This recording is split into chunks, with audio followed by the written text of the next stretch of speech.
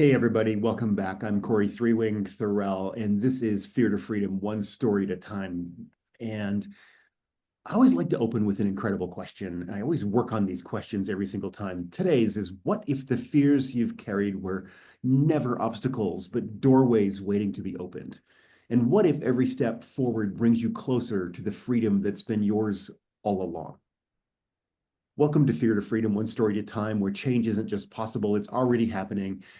And your story is the next chapter in this journey toward a transformation.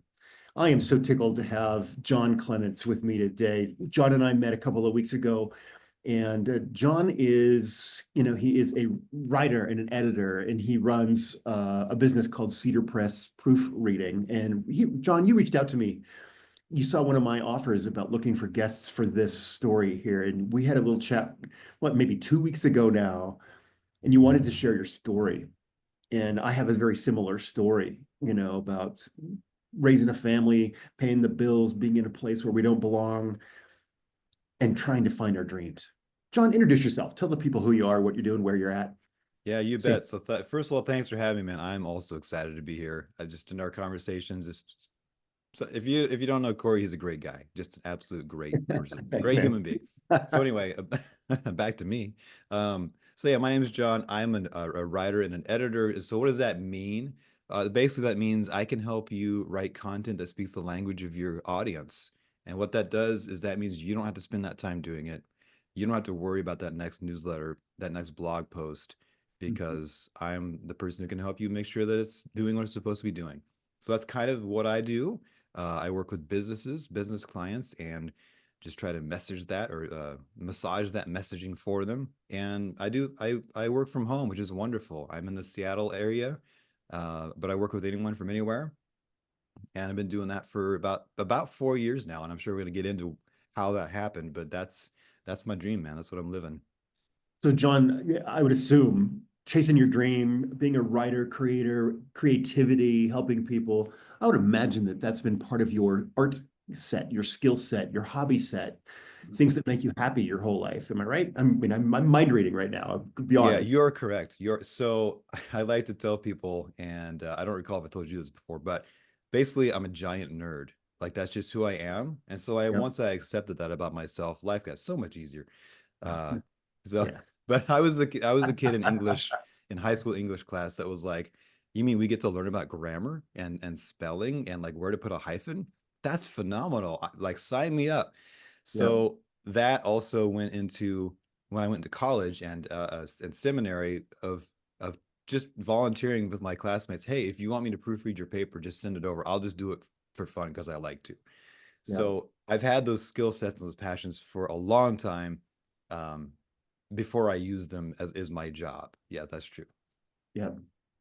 Well, right on, Jon. Well, I love that. Because chasing our dreams, things that make us happy, chasing our flow, our imagination, our creativity, that is some of the most potent medicine that we could ever have at any stage in our life. I really believe that to be true. Especially here on, Fear to Freedom, one story at a time. Man, in my own life, this is true. And also now that I've been talking to so many people, interviewing so many people, when we're afraid, so often we lose our creativity. We put it on the back shelf or we put it far away, or our own sense of our dreams of the future often seem impossible or too good to be true, or we push them into the realm of tomorrow because today is too hard and tomorrow never happens. Yeah. In fact, actually, to your point, I think I just let my dreams die. Like to be honest, at a certain Yeah. point, I think I just was resigned to the fact that I was going to spend the next 30 years of my life going to a job that I hated, Oh and I man. didn't know any way out. And as you can imagine, that did not do good things to my emotional life, to my spiritual life, to my soul, mentally. I mean, it was bad for a while. Well, and our kinesthetic body, Yeah. the tension, that manifests in all of our worlds, every element of our holistic experience that manifests. Yeah. In fact, to that point, and it's like I said, I know we'll get into this more, but after I left the corporate world, It took a long time, but about 6 months later, I noticed that I started smiling again and laughing again. Mhm. And I never even realized that I stopped doing that. Like that's how insidious that depression, Yeah. entered into my life. Mhm. Yeah, absolutely. So let's go back a little bit, John, 'cause I love that you're chasing your dream now, and I can see it in your energy now that you love what you do. And that was very evident when we first met, because I'm trying to chase in a similar dream or a frequency in my coaching when I'm working with clients with healing as well as just transformation of any kind. It's where's the joy, where's the happiness, where's your creativity, and if it's not there, how do we reinstall it in such a way that it becomes the elixir of love that we need so much in this world? We live in an over sensationalized world with bad news everywhere all the time, and so how do we navigate that, and how do we raise our children in that world where it's just bad news, bad news, bad news all the time? So I know that you mentioned, as a young man, young family, you get the corporate job. Great. I got the money, got the job. Cool. However, it wasn't the right place, and that's my story Yeah. too. I had a job for a long 25 years and I loved it at first, but it was not right for me, and I ended up staying 10 years too long, and the brutal wounding that happened to me there, from myself, but also from my around me, because I wasn't in the right place doing the right thing. My spirit kept saying, Cory, you got to go. You got to go. And then my own voice was like, yeah, but, but I love this. I got the job. I have insurance. I have time off. I have all the things I need. Yeah, but and then my spirit was knocking on the door and I stayed too long. I got sick. In my story, I stayed long enough. I really got sick. And that's when I turned around. Next thing you know, I'm towing an oxygen tank behind me, and my spirit Mm. said, "Okay, are you finally gonna do something different?" So that's when I finally wake up and started doing some self help and putting myself first in this way, because I was dying. My energy, my spirit was just getting darker and darker and darker and darker. I finally said, "Okay, I got to put myself first in this way." I want to pass the feather back to you because I know that Yeah. energetically we have a similar story. Yeah. So it's very, very similar. In fact, it's interesting to me because you mentioned that you stayed 10 years too long, and that was the result. I stayed 5 years too long, and I am not, I'm fairly certain that's where I would have been in 5 more years. Yeah, So like you, yeah. as a young guy, I got a corporate job. I kind of fell into it. And it was great because it did provide money. It did provide insurance. I had a wife. I had young kids. Like it provided all these things that were important at the time. Yeah. But like you, after about 10 years for me doing this job, I started to really just hate it. I mean, like literally hate it. So for me, it was literally on the drive into work every morning. And this is not exaggeration. Like every single day, I would pray, God, can I quit my job today? Mhm. So and how I didn't realize that was a bad mental place, I don't know, but I didn't realize it at the time. You can't see Mm. it sometimes when you're in it. So Yeah. I used to work for a giant corporation. I won't say which one. And there was just a values misalignment. That's what the ultimate problem was. That Mhm. corporation wants to make money and then make some more money and then make some more money. And I wanted to do things that help people. And those are not compatible all the time. Yeah. In this case, it wasn't. So what I did is I finally got up the courage to leave that company. And I said, well, I'll go to a small company like a mom and pop shop because that'll be different. And then for my personal experience, just these two companies, it was different, but it was just a different kind of bad. So in this new job, I was dealing with an owner who was a micromanager and didn't trust anyone.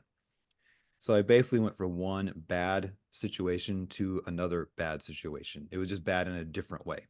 Mhm. Still not the right place for me, still not the right career for me, but it was what I thought would fix it, and it didn't.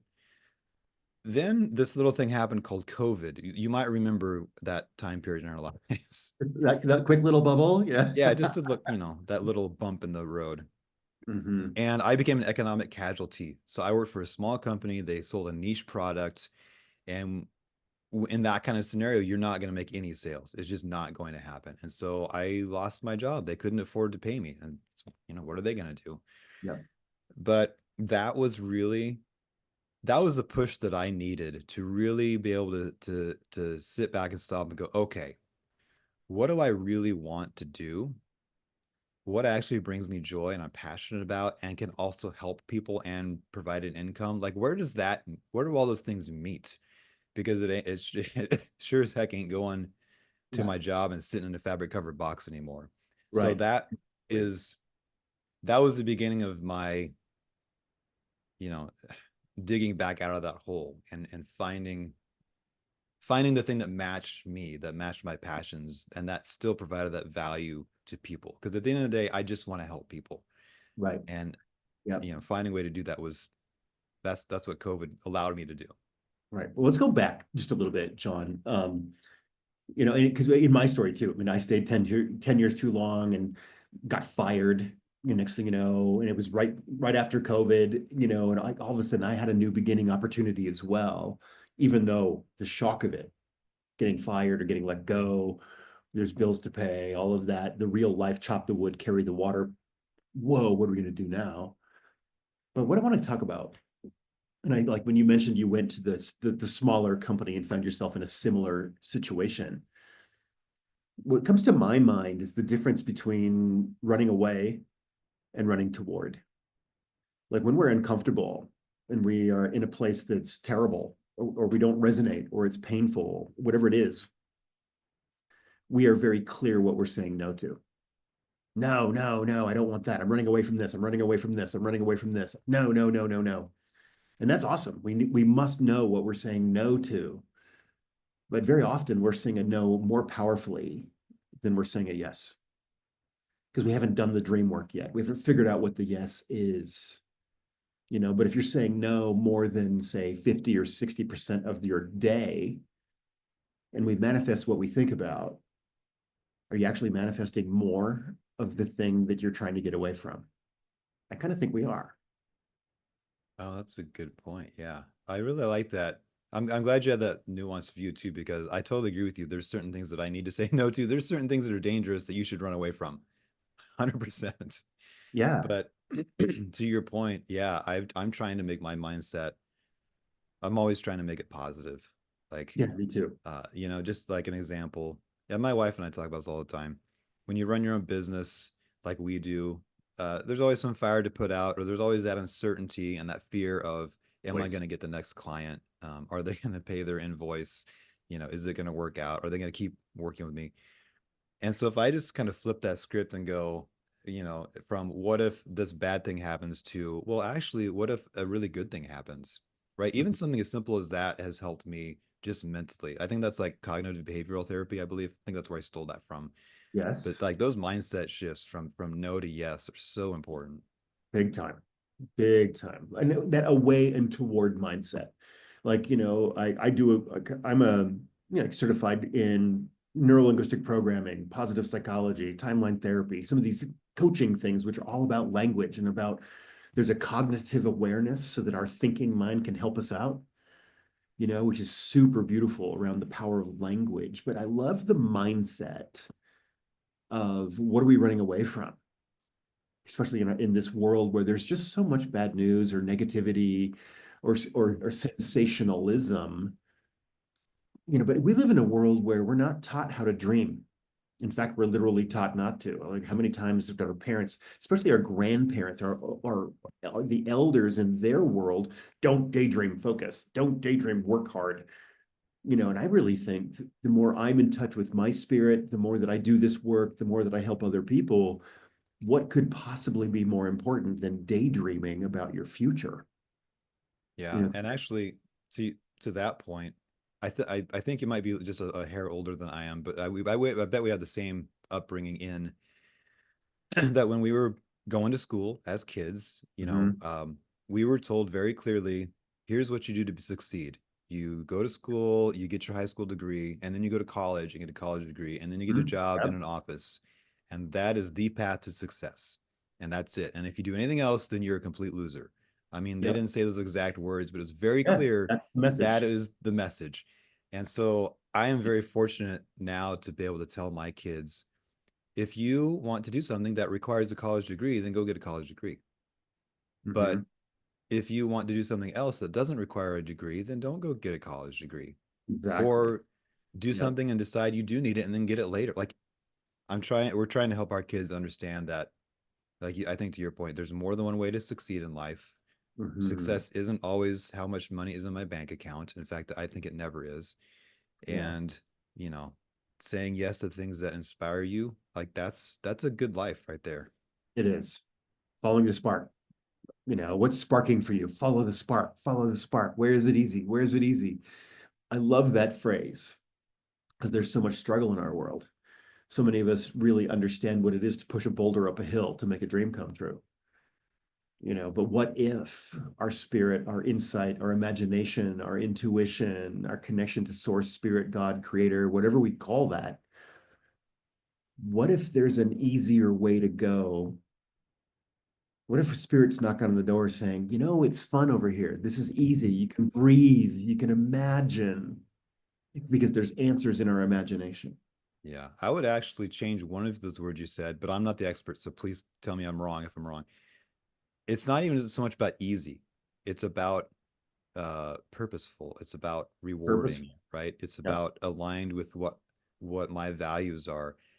I might be a weirdo. I probably am a weirdo. I am a weirdo. I I like am doing too. things that are hard, right? I like doing things that are hard. But And me it's something too. that's easy doesn't necessarily appeal to me, but aligned with my values, Yeah, very appealing to me. So yeah, easy in that sense, I totally agree with. But the things I do are very hard because yeah. I have to learn them from scratch, but they're very, I'm with very you. rewarding. Well, I think it's not ease or purpose. It's both and. Yeah. And I was referring to when you're struggling like crazy, when everything is hard, look for what might be easy Mm. Okay. as a Yeah, I agree message, with that. as a clue, as a gate that Yeah. might open for you. That's what I'm talking about. Because Okay, I I agree with that. I work hard, I love a Yeah. challenge, and the pride that comes with working hard, the success that comes from, like a well-made thing, all of that mastery, craftsmanship, all of that comes from good work done. That part I'm all for sure. But when we're overwhelmed and struggle, a little bit of ease might be the very medicine to open the next door. Yeah. Okay. Agree 100%. That's what I'm talking about. Yeah. But I agree with you because pride comes from good work done, or taking a stand for what you believe in, which sometimes that's good work done, Yeah. those kinds of things. Well, John, here we are in this world. Like, what is it to be afraid and crippled by fear? Let's talk about that a little bit because now let's come back to your story. Yeah. Oh my gosh, you lost your job. There's a pandemic. You got a house. You got wood to chop. You got water to carry. you know, Yeah. let's talk about You fear. know, yeah, my relationship with fear has changed a great deal the past 5 years. I don't even know where to start. I'll start with this and then we can go, I guess. And so I'm a Christian, so that's where I come from. That's my starting point. So I'm not trying to like proselytize. It just, that's how I Yeah, view the world. So that's where I come yeah, from. yeah. Um, One thing that I've learned about fear and faith and doubt is I almost feel like like fear and doubt are like it's like two sides of the same coin. Anytime you exercise faith, there will be a component of fear and doubt. Mhm. And so learning to accept that and like lean into that and not like beat yourself up. So if you didn't grow up in the evangelical church, I'll just tell you there is not a lot of room for doubt or asking questions. And I've never liked that because if you read your Bible, all of so many of the characters express doubt, frustration. Like if you read the Psalms, there's a lot of Psalms where these people are like straight up pissed off at God. They're just like, God, where the heck are you? And what the heck is going on? You don't hear Yeah. that preached ever. But that's the reality of living a life of faith. And so like to lean into the fear and the doubts and realize it's not bad and I don't have to beat myself up for feeling those things and that um, if I maintain my faith, better times will come. Like that, it's hard. It's hard. It's honestly, for me, it was hard to learn that lesson until I was in a position where now I'm my own boss. Now there is no weekly paycheck. Now I have to pay the insurance. Now there is no sick time, no PTO. Now I have to rely on Yeah. God to provide the income, right? So I don't know where I was going with that, Yeah. but that's kind of been my experience as far as Yeah. like how faith and fear and doubt relate. And I think, like we talked a little bit before the air, like you can use fear and doubt to your advantage. It doesn't have to be just a bad thing. Yeah. Well, that's what this whole podcast is about, because I think so many of us, we're not taught how to be afraid. And I Yeah. think, when we look at, especially as young people who don't have a lot of good examples, our parents didn't have good examples either. So like, I'm not complaining about our situation, but I am calling it out as I see it, is that there's a big effort, I think, and I think it's not, it's kind of misconstrued about removing fear, healing fear, taking fear out of the equation, making it disappear. And I think that's a really tough way to go, because I don't think fear ever goes anywhere. I don't think it does disappear. Whatever's happened to us in our story to get us to today is still our story. We can look into the past and redefine our story with our wisdom of today and look back and think, oh man, yeah, what I didn't know then, wow, but realizing that our emotional intelligence, which is now all the science now is saying that our emotional intelligence is 80% more powerful than our IQ, our intellectual intelligence. Fear is one of the tools in our tool belt. We can't make it go away because it's one of the tools in our tool belt. However, we can sharpen the tool, oil the tool, clean the tool, make the tool useful, master the tool, and then stop turning a screw with a hammer. Use a different tool. Yeah. Yeah, actually, I love that you said, let's make it useful. Because one of the things I've learned with fear is a lot of times it's fear of the unknown. Yep. So for example, if I want to, let's just take a business example. If I want to reach, and this still impacts me today, like I have to deal with this battle every day. If Yep. I have to write an email to a potential client and it's like a sales-based email, I'm not great at sales. It's not like my forte. And there's always that nagging voice like they don't want to hear from you and they're going to say no and you're too expensive. They're not going to hire you. And so I've learned to stop and say, okay, that might be true, but I literally don't know because I can't read their mind. So, Yeah. but it might be just as true that they're just waiting for me to email them so they can hire me. I don't know which of those is true, but I know which one's more useful. And so Yeah. that's the one I'm going to go with. Right. Totally. I was working with one of my mentors over the last couple of weeks, and he was talking about, that those shadow voices that sit on our shoulder and tell us scary things. And he gave it a title, the Itty Bitty Shitty Committee. Nice. That sits on their shoulder and like whispers in your ear all day. It's like, ah. And I just thought, how great. I can point at them and call them what they are. Oh. Yeah. I mean, for real, like though, giving it a name isn't that's what we tell our kids to do. Give it a name, Yeah, right? And then you have some power over it. exactly. Yeah, I exactly. love that. We didn't tell them to call it that, but that's pretty Right, funny. totally.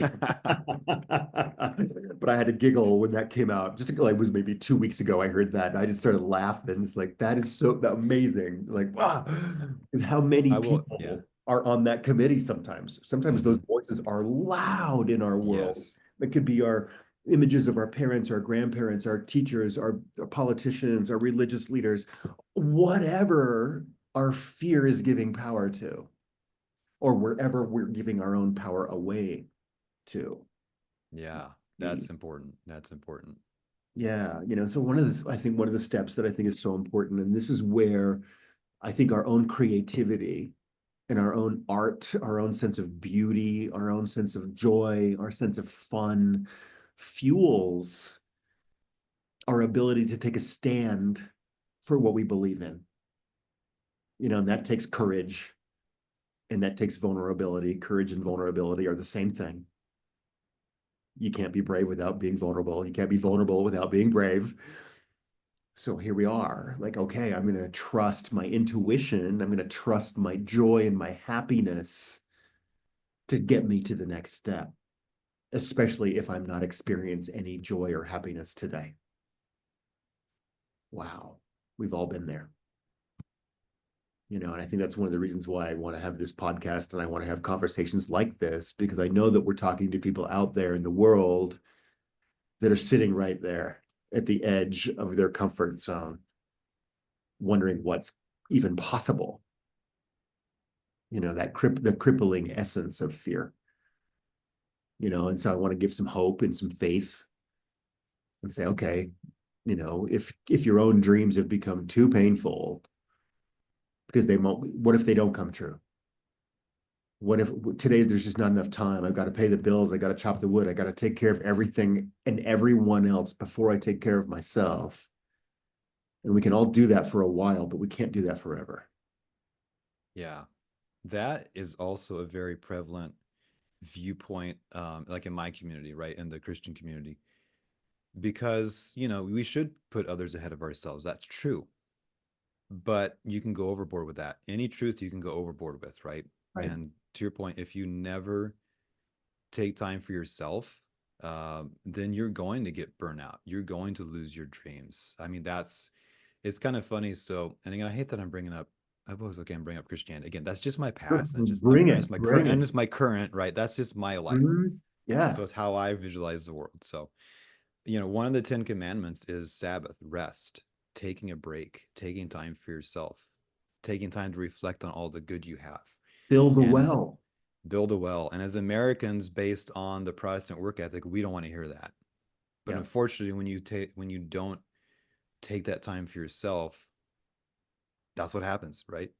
You just Exactly. you end up on an oxygen tank. That's not, whether literally or metaphorically, not True. great, you know? Exactly. In my world of helping people, coaching, healing, one of the things that I work on is a new non-negotiable every single day. Non-negotiable is self-love every single day.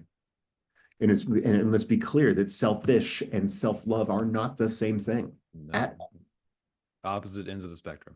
Right. But if we're not loving ourselves, how can we let the world love us? If we're not loving ourselves, we can't let inspiration and be led by good things. Yeah, I We start to agree. chase a dark path. Yeah. So I love to say, okay, daily, non-negotiable. This means this is a must, is that you get to experience joy every day. You get to experience peace and pause every day. You get to breathe every day. You get to be in the space in the middle of the other things you're doing every day. Just a little bit every day. Fill the well a little bit every day. Because if we never take a minute to fill the well, then the well will be empty. Yeah. I think that's so key. And it's, for whoever is listening, like, you have my permission to do that. If anyone gives you crap, tell them that Jon Clemence said you could do it. And I'll be like, who's Jon Clemence? I don't, he's this guy, but you've got my permission. I'm sure you have Cory's permission, right? There are Absolutely. people who love you and want you to do this and support you in it. Right. If you need it in writing, I'll send it to you. That's right. That's how important it is, though. Like, I'll take a stand. I don't care. Yeah. Actually, Jon, you do care. I do care. I don't care about people telling me I'm wrong about this, because I'm not. Yeah. Awesome. All right. Well, now, okay, now let's come back in now to your story. Mhm. Because now you're in the business that you dreamt up. It didn't exist. Pandemic, you were let go, and you were fed up with now two jobs, negativity. You were in the wrong place, doing the wrong thing, in the wrong energy, in the wrong frequency. And you'd done it long enough that you'd hit your threshold. I'm not doing that anymore. I know what I'm saying no to in such a way that I've actually turned the other direction and I'm looking for my yes. And now I'm in that search mode of, okay, what am I saying yes to? And the further away we get from what we're saying no to, and the closer we get to our yes, the more we can see the picture, the more the dream comes into light, the more that future memory gets detailed. I love that phrase, future memory. because we've dreamt the dream of where we're going enough that we're harvesting the details of our future memory. When we do that, then we manifest it. How do we manifest it? We get excited about it. All of a sudden, things become a little easier, a little bit more fun. The work is, I can work hard in an easy way because I'm in flow state, because I'm not having to defend myself. I'm not having to be in fear. I'm not spending my resources on protecting myself just to have a little bit of magic today. You know what I'm talking about? Yeah. So I'm going to pass the Yeah. feather back to you. So my journey, it's definitely a journey and it's a daily journey, like to do this. So when I started out with proofreading, for example, I literally got on Upwork, which is a site where freelancers can connect with people who need their services. And I just Yeah. started proofreading. I mean, literally $10 an hour, just the most basic of tasks you can imagine. Yeah. But I took the next step. And really for me, like, I'll say a couple things. Number one is it's kind of been my MO is while I'm thinking about my future memory, which I love, and putting into place that dream and that vision of what do I actually want to do, what drives me, and again, without ever forgetting that the ultimate goal is to help people provide value. Um, I have to have that, and I also have to take the next step. Yeah. And so I have faith that I will be shown the next step when it is the right time. Mhm. And this happened countless times. I can't tell you how many times this happened. I think from your smile, I know you have experienced this. Totally. You know, okay, I've kind of like got a handle on all the things I'm doing. Now, how do I grow? And sure enough, within a couple of days, I'll have an interview with a podcast host that gives me an idea. I'll see a blog post. I'll see a LinkedIn post. I'll watch a video. I'm like, oh, I could do that. That fits in with the plan. I'm going Yeah. to look into that, right? And it's not always 100%. Sometimes I try it and go, no, that's not the plan. But, you know, Yeah. So, yeah. so that's a big piece of it is having that faith that as I progress every single day, the next step will make itself apparent to me when it Mhm. needs to be apparent. And then another trick that I learned. So I actually read this book, and I can't remember the title, but it's the 10x book, right? It's a super famous book. Mhm. And if you read this 10x book, for me personally, when I read it, there was a ton of stuff that I did not agree with. I didn't like his approach. I didn't like how he did not include rest as an important part of entrepreneurship. I didn't enjoy his selling technique. There's a lot of stuff I didn't like, but I did take a super helpful piece of advice from the book, which is why I'm recommending it, just for this one piece of advice. When you're on a growth path, like I'm trying to be on, and you look around and find something that scares you, that's a really strong indication that's the next thing you need to do. Yeah. And I love that. So Me now too. again, we're talking about taking fear and making it a tool in your toolbox, right? That's how you do it. I didn't, so I started doing podcast interviews, I don't know, 6, 8 months ago, maybe a year now. And of course, before you do it, I was scared. Like, what are these people? Who are they going to be? How am I going to be able to like be on camera and be winsome and talk about Yes. myself? But I did it anyway. I said, look, if that's something I'm afraid of, but that's going to help me grow, then I need to do that thing. And of Yeah. course, then I found out after doing a couple of them, oh, 99% of people doing podcasts are amazing people and they're super fun to talk to. And this is like a highlight of my day. And then Totally. from there, I was Yeah. like, well, wait a second. If I'm a guest, why don't I just be a host? So now I'm hosting my own podcast, right? But if Awesome. I would have yeah, it's amazing. I love it. If I would have let fear hold me back, then I would have never been talking to you. But Right. instead, I said, you know what? That thing that I'm afraid of, I need to do that thing. I need to Yeah. lean into that fear. So, and that's just some of the ways that I have kind of grown from the ground up. Yeah. I think the phrase that comes to mind for me talking about this is the obstacle is the path, because if we Wow. run around, we can run around and around and around and around and around, but the only way out is through, you Yeah, know. and I mean to be even if it were true that there was some path that exists around the obstacle, and sometimes that is true, but is going through the obstacle is how you that's how you grow. Mhm. I mean, so like I'll give you an example. I used to be a competitive distance runner. And so I trained, ran in college, and then after college, I trained and ran as an elite runner in Colorado, in Denver. So we used to run out of Red Rocks Amphitheater, which is, if Oh, you've ever been there, cool. yeah, Yeah. right, pretty cool Yeah. place to run. Also, it's beautiful. It's beautiful Yeah, there. beautiful. And Hmm. so there's tons of hills because it's in the foothills of outside of Denver to the west. And so my training partners and I had this rule where if you're running on a trail and you come to a split in the trail and one one fork of the trail goes downhill and one fork of the trail goes uphill, then you go uphill Yep. every Hmm. single time. It's just a non-negotiable. And yeah, it's harder, but you know what? You become a lot better runner when you do that. Yeah. I love that very much. Yeah. Well, here we are now, harvesting dreams as the guidepost. Like what's sparking for you? And it would people out there struggling, stuck in your fear. I get it. I've been there. But also, there's hope in you. There's something sparking in you, as small or as far away as it might be. There's a tool that I use with my clients called the silver white rope. And it's a rope that lives in our heart.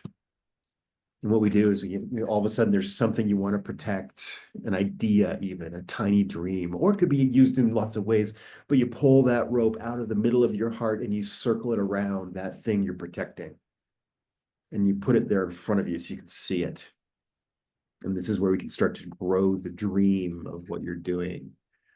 So now your wish, your dream, the medicine, the solution, a life you love, whatever that might be, actually has a place protected by your own love.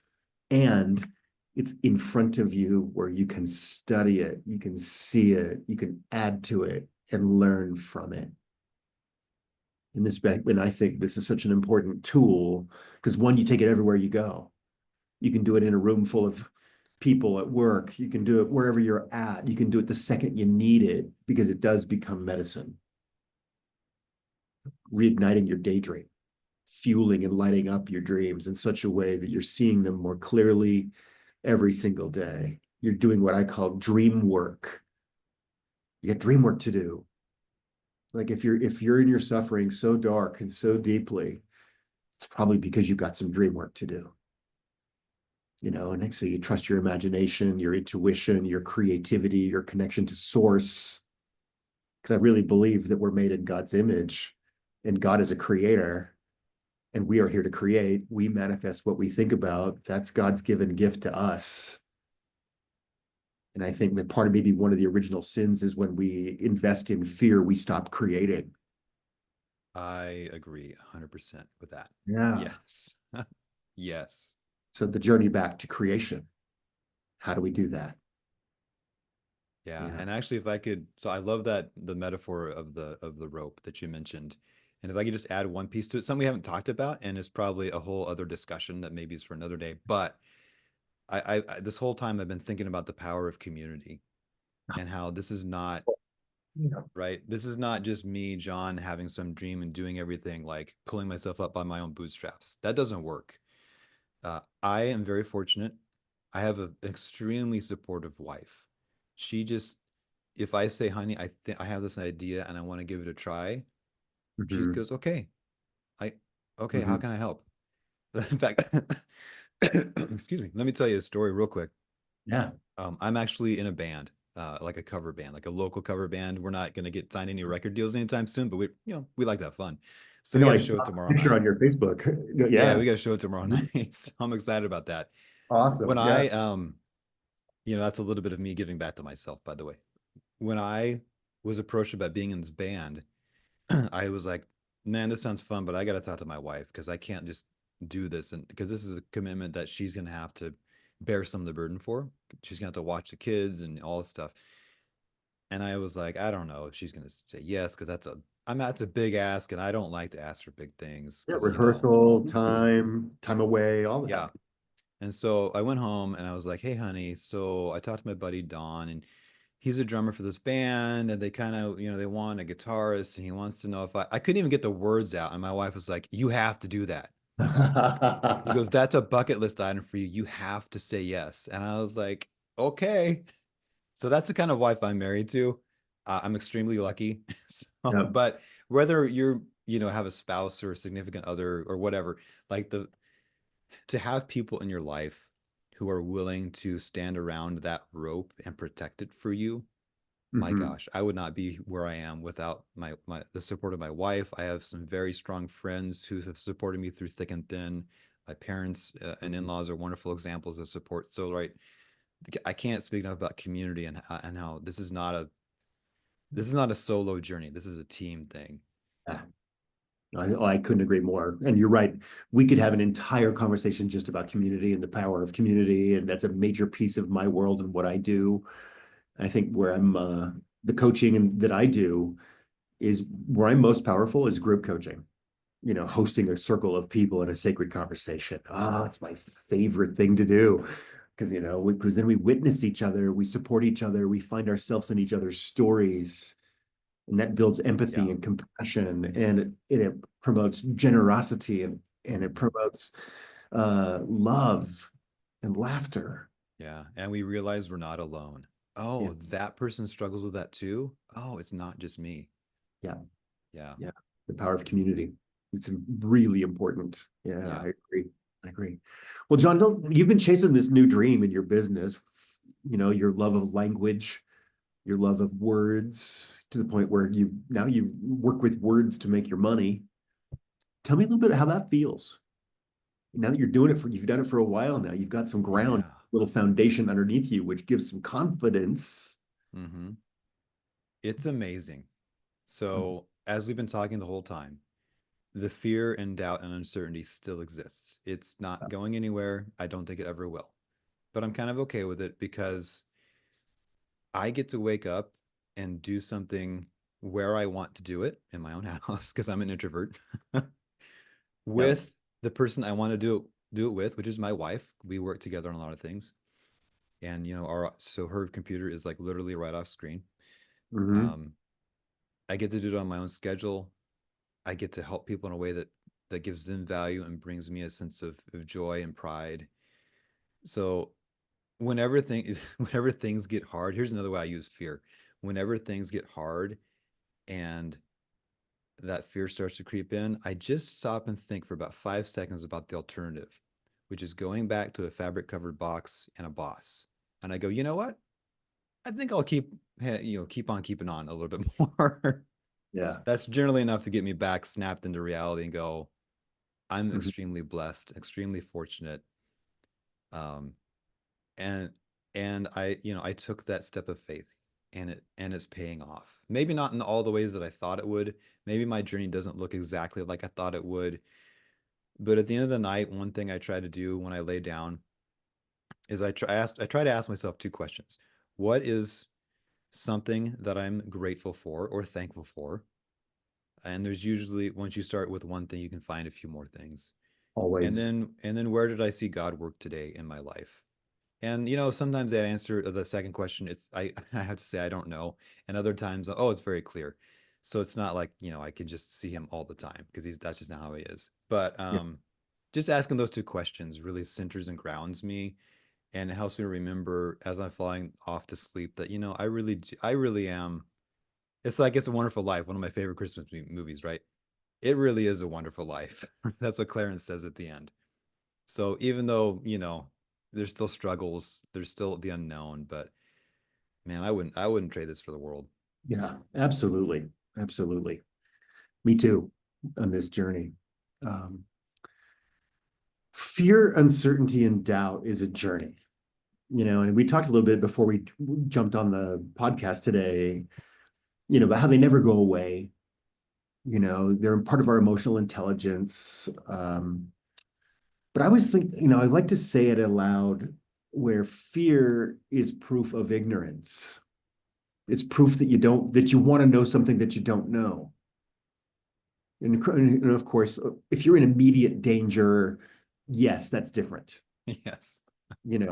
But most of us have normalized the abnormal, that sense of being fear, where we do it 24 hours a day for decades at a time.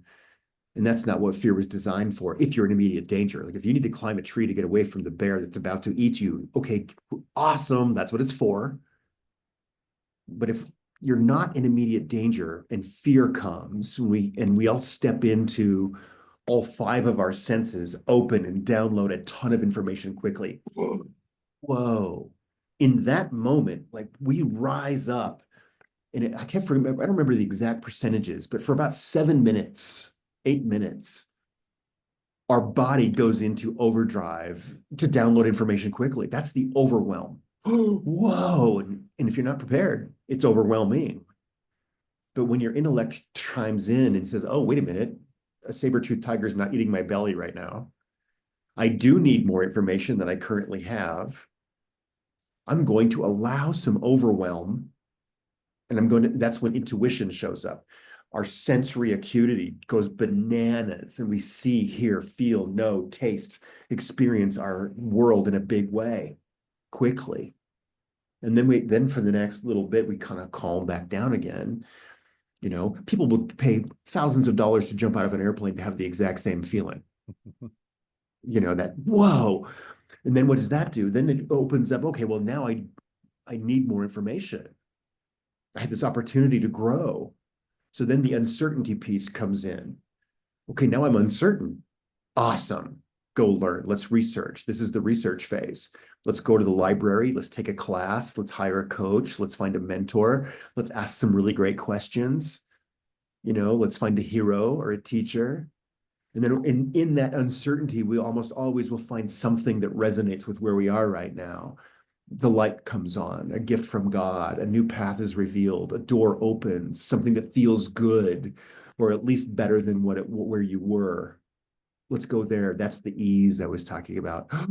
Oh, relief, a solution. Now I can breathe a little bit more. I can think a little more clearly. So now fear and uncertainty have become our knights in shining armor. Doubt is the next one. Fear, uncertainty, doubt. What does doubt do? Once again, it slows us down just enough to claim our capability and to say a radical yes to the next thing. So now fear, uncertainty, and doubt, at first, crippling agent on purpose.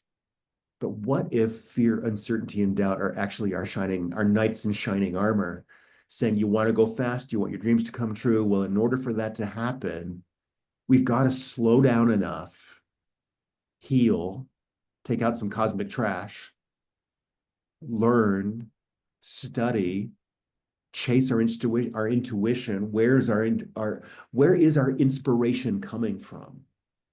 Where do we reinstall our inspiration? Because that fills the well, that gives us the energy, that puts us on the path where we get to work and be in flow state and then be proud at the end of the day. So I love to kind of claim the journey and redefine fear, uncertainty, and doubt. We're not taught this in school. No, yeah, you got to learn that the hard way. I wish we were taught that in school. I really Me do. too. Me too. And that's why I wanted to have these kinds of conversations in front of people, and like in the coaching and the healing that I do with my clients. It is such a beautiful moment when people wake up to realize, like, yeah, I got scared today. Whoa, yeah, bring it on, because they know that knight in shining armor is your number one. It's your Lancelot. It's your number one. It's there on purpose. If there's something in it, like, let's slow down, let's be wise, let's learn, let's activate. I love that phrase, inspired motivation, because then we're connected to source, we're connected to light, we're connected to the greater good. And that fills our well. And then not just fills our well, it fills the 500 buckets outside of our well. And then those are the ones we give away. Yeah, I love that. That's a great image. Love that. Because like to your point, like again, I've said this numerous times. If you haven't caught it by now, my goal is to be a positive influence in my community, to my neighbors, to my friends, so I need buckets of water to give away because that's what I want to do. That's my end game. Yep. Same here. Well, John, I'm loving that we're getting to know each other a little bit better. I've really enjoyed our conversation today. And I was super excited when we first met coming around together. Tell our audience a little bit out there, if everybody, if you're resonating with Jon and Jon's work and you're needing some copy or some proofreading or some, what he's all about in his world, how do people find you, Jon? Yeah, there's two great ways to find me. Number one, you can go to my website, which is cedarpressproofreading.com. You can read a bunch of blog posts I've written. There's a freebie over there you can check out to see if it might help you. You can book a call with me and we'll sit down and have a conversation. Maybe not just like the one that you and I are having, but maybe about some business things. Right. Or you can go over to LinkedIn and just search for my name, Jon Clemence, or Cedar Press Proofreading. I'll show up over there either way. Follow me, send me a connect, reach out, and we'll just have a relationship that way too. So a couple Awesome. ways to get a hold of me. And yeah, What about your I'd podcast? love to. Yeah. Oh, yeah. Thank you so much. I just started a podcast. It's called Content Creators Unite. The very first episode is already out. So if you own a business, entrepreneur, and you want to use written content to grow your business, so maybe that's blogs, maybe it's newsletters, maybe it's email Mhm. marketing. Check out our podcast. I bring in all the experts. I ask them questions about how they do what they do, how they got to where they are, and I get them to share their secrets with you. So that's that's available on YouTube. It's available on any podcast uh, platform you want to find it on. And please check that out too. All right. Well, we'll make sure that all of Jon's contact information and links are in the show notes down below today. Well, as we begin to wrap up our time together today, Jon, if you were going to talk to somebody out there who's actually stuck in their tracks, scared, scared, stuck in their tracks, frozen solid, what would you say to them? I would say don't, I would say use Cory and use me as a negative example. Don't wait 5 or 10 years too long. The the fear is real, and I know it's real, and I know it's hard. If you're willing to take the chance to step out, and that and if you need to get a community around you to support you in that, please do that. I am telling you, the grass is greener on the other side. Hmm. I am telling you, it's a better life when you're doing the thing you're made to do. It doesn't mean there's not still fear, uncertainty, and doubt, as we've been talking. So I would encourage you, if you're stuck and you're afraid, the best question that I use to get myself out of these situations is look around and go, what's the next thing I can do? Even if it's a small thing, take a Yeah, small step toward that dream.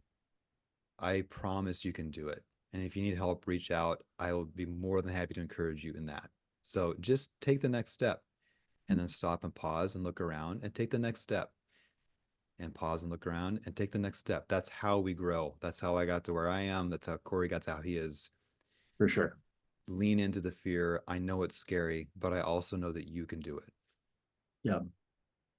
Well, I think baby steps are important, because I think whatever you can do, a baby Yeah. step. And I like to put it this way: if you can do one baby step today, at the end of the week, that's 7 baby steps. At the end of the month, that's 28 baby steps. You're starting to get into some big steps. Yeah. You know what I call one baby step? Tell A me. win. That's a win. Yeah, absolutely. And it's Even the little just ones that one. matter. It's the little ones that matter. Well, Jon, I've absolutely loved being with you today. I think I've made a friend today, and super excited about our time together. And who knows what we'll do in the future together. As Yeah, we. I'm also excited. Yeah, for sure. Mhm. All right, everybody. Well, in my world as a coach, as a healer, working with people and their sensitive emotions and redefining their own stories. If you're struggling with some of these things, fear, uncertainty, and doubt, these are the tools that I work with in my business. We can maybe remove some fear and uncertainty and doubt, maybe some anger and frustration and guilt and shame, whatever it is that's working for you or not working for you in your story. And maybe what we can do is take the emotions out of your story so that the story can become more clear. And if that resonates with you, you can find me in the show notes here as well. You can find me on YouTube and Facebook and all of the places as well. Everybody, thanks, Jon Clements. Thank you for your time, your love, your compassion. And thanks for your gift to the world. And any last thoughts before we say goodbye? Just enjoyed it a ton. This is such an important conversation to have. I'm so glad you're having these and recording them and sharing them because you said this is the stuff you don't learn in school, but it's so important. So just thanks. Thank you. Awesome, Jon. Thank you so much. Well, I'm Cory Thorell, and this has been another episode of Fear to Freedom, One Story at a Time. Be sure to give me a little thumbs up and pass it on to people who you might think like what we're doing here. And until then, I will see you next time. Jon, thank you again for being here. Let's You're come together welcome. again at the time. Thanks, everybody. Be well.